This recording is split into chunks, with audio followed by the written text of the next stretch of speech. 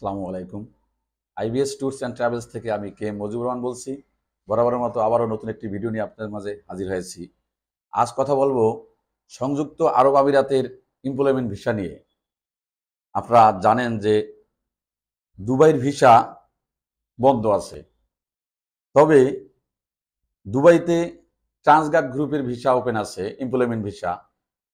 Transguard group হচ্ছে যার মালিকানাধীন রয়েছে এমিরেটস এবং আল হাইলি গ্রুপ কোম্পানি। ভিডিওটি লম্বা হতে পারে, না টেনে সম্পূর্ণ দেখার অনুরোধ রইল।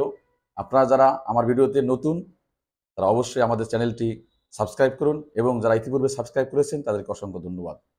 চলুন কথা না বাড়িয়ে আমরা মূল আলোচনায় ফিরে আসি।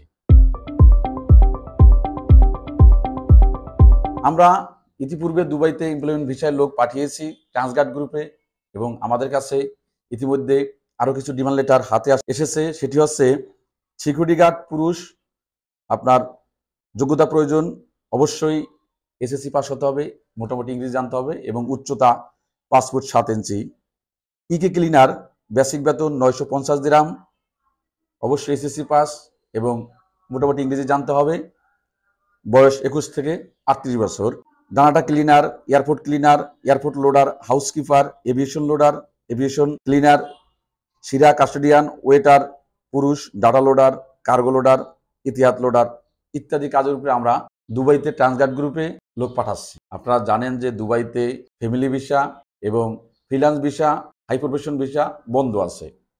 তবে শুধুমাত্র আপনারা যদি দুবাইতে যেতে ইচ্ছুক হন এবং আপনার যদি শিক্ষাগত যোগ্যতা থাকে এবং এক্সপিরিয়েন্স থাকে, তবে আপনি অবশ্যই ট্রান্সগার্ড গ্রুপে ওয়ার্ক পারমিট ভিসা নিয়ে অর্থাৎ এমপ্লয়মেন্ট ভিসা নিয়ে যেতে পারবেন। আমরা জানি যে কিছুদিন আগে আমাদের শ্রদ্ধেয় মহামান্য প্রধান উপদেষ্টা প্রফেসর ডক্টর মোহাম্মদ ইউনূস সাহেব সংযুক্ত আরব আমিরাতে গিয়েছেন এবং সেখানে তিনি আমিরাতের পররাষ্ট্রমন্ত্রীর সাথে সাক্ষাৎ করেছেন এবং তাদেরকে রিকোয়েস্ট করেছেন যেন তারা আমাদের দেশ থেকে জনশক্তি নেয় কাজের উদ্দেশ্যে। তবে এটা এখনই পুরোপুরি ক্লিয়ার না যে তারা কখন আমাদের বাংলাদেশ থেকে লোক নিতেছে। তবে খুব শীঘ্রই বাংলাদেশের জন্য পুরোপুরি ভিসা ওপেন হতে যাচ্ছে।